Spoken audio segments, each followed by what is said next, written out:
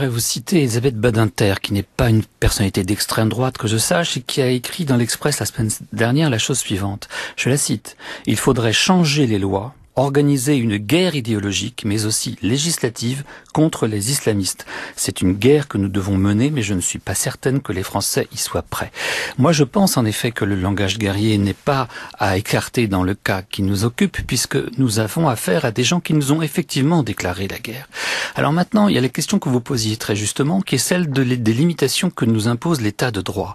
Est-ce que, et c'est la grande question, je pense, de notre temps, est-ce que nous devons sacrifier l'état de droit qui nous permet de vivre dans des démocraties apaisées et libérales à la lutte contre le terrorisme? Dans une certaine mesure, oui, probablement. Écoutez ce que disait Jean-Éric Schoettl, l'ancien secrétaire général du Conseil constitutionnel, il y a quelques jours. Il faisait un inventaire extrêmement éclairant des différentes limitations que les jurisprudences des cours suprêmes, des cours internationales, des cours européennes imposent à nos gouvernements et les empêchent dans une grande mesure d'appliquer les lois qui sont les nôtres. En réalité, nous avons des lois qui sont très efficaces. Il suffirait qu'elles soient effectivement appliquées, que les gouvernements puissent s'en servir dans toute liberté et ne soient pas limités par des cours constitutionnels qui, progressivement, sont en train d'instaurer un gouvernement des juges. Or, nous sommes dans une période de guerre, on ne peut pas faire la guerre avec les mains nues, on ne peut pas faire la guerre avec les lois du temps de paix.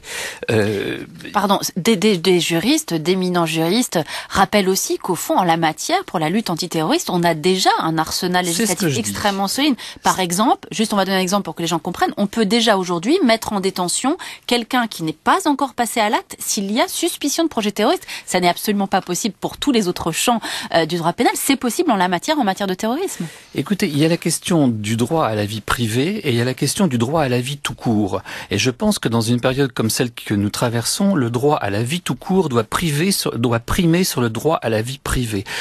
On le voit bien, d'ailleurs on va reparler tout à l'heure de la lutte contre l'épidémie. Dans le cadre de la lutte contre l'épidémie, vous avez des pays, enfin j'anticipe un peu sur le deuxième sujet, qui ont choisi de tracer les gens, d'intervenir dans leur vie privée. Ben, je pense que dans la prévention des crimes terroristes, on doit également appliquer. J'ai fait une enquête il y a 4 ans et j'avais écrit un article dans le Figaro là-dessus, en Israël. En Israël, Dieu sait si ce pays est beaucoup plus exposé que nous encore aux crimes terroristes, on sait pourquoi.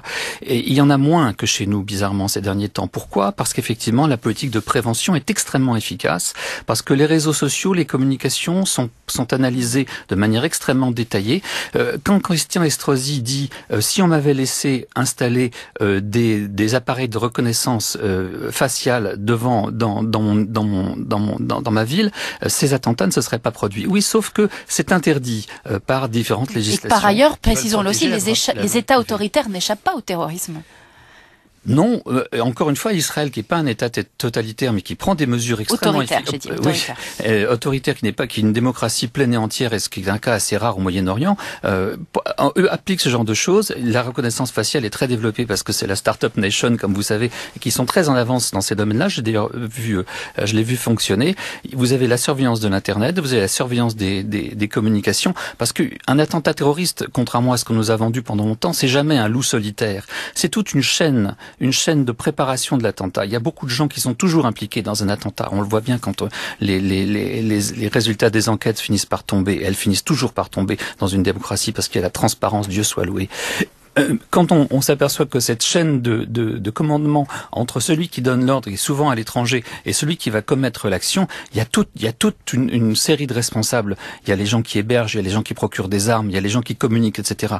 Quand on se donne les moyens d'analyser les différents maillons de cette chaîne, on arrive à prévenir les attentats. Et je pense que c'est ça qu'il faut faire. Il ne faut pas sacrifier les lois, elles sont les nôtres, mais il faut aussi qu'elles puissent s'appliquer pleinement et que les gouvernements aient une autorité complète sur la défense de la sécurité de leurs citoyens, parce que c'est leur mission essentielle.